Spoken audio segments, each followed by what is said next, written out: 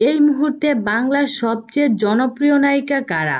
দর্শক ভক্তদের মধ্যে মতবিরোধ থাকতেই পারে, কিন্তু মিমি চক্রবর্তী, শুভশ্রী গঙ্গোপাধ্যায়, সায়ন্তিকা বন্দ্যোপাধ্যায়, শ্রাবন্তী চট্টোপাধ্যায় ও নুসরাত জাহানের নাম এক ঝটকাতেই চলে আসে। এদের মধ্যে কোন নায়িকাকে নিয়ে এদেশের গুগল সার্চে সবচেয়ে বেশি খোঁজা হয়, সেই অনুসন্ধানের সাহায্য নেওয়া হয়েছিল গুগল ট্রেন্ডসের টুলে। এই ট্রেন্ড সার্চে দুই ধরনের টেম্পোরাল ট্রেন্ড বা নির্দিষ্ট সময়সীমার ট্রেন্ডের অনুসন্ধান করা হয়। একটি গত 1 বছরের, অন্যটি গত 5 বছরের। গুগল ট্রেন্ডসের সার্চ ট্রেন্ডস থেকে কয়েকটি তথ্য উঠে এসেছে।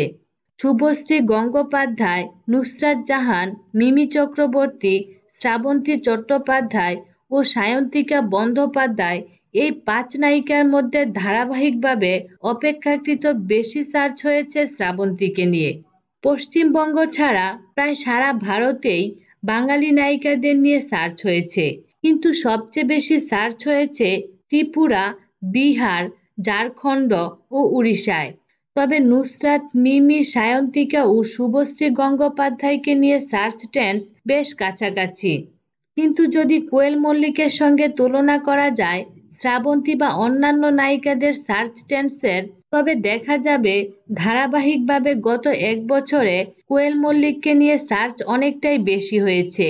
বলা যায় গত 1 বছর ও গত 5 বছরের সার্চ ট্রেন্ডসে তিনি বাকি বাঙালি নায়িকাদের পিছনে ফেলে দিয়েছেন। শুধু গত বছরের জুলাইয়ের শেষ এবং আগস্টের প্রথম সপ্তাহে এগিয়ে গিয়েছিলেন শ্রাবন্তী।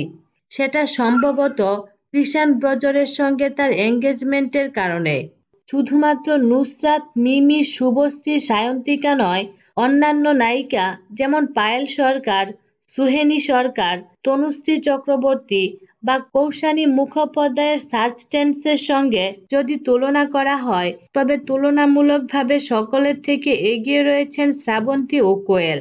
ইমেজ সার্চের ক্ষেত্রেও কোয়েল অনেকটাই এগিয়ে, কিন্তু কোয়েল ও শ্রাবন্তীকে বাদ দিলে ইমেজ সার্চে বা জেনারেল সার্চে এগিয়ে রয়েছেন শুভশ্রী ও নুসরাত।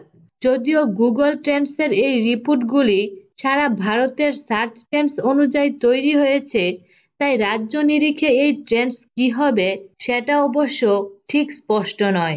বিনোদন জগতের নিত্য নতুন খবরাখবর জানতে আমাদের চ্যানেলটিতে সাবস্ক্রাইব করার জন্য আপনাকে আন্তরিক ধন্যবাদ।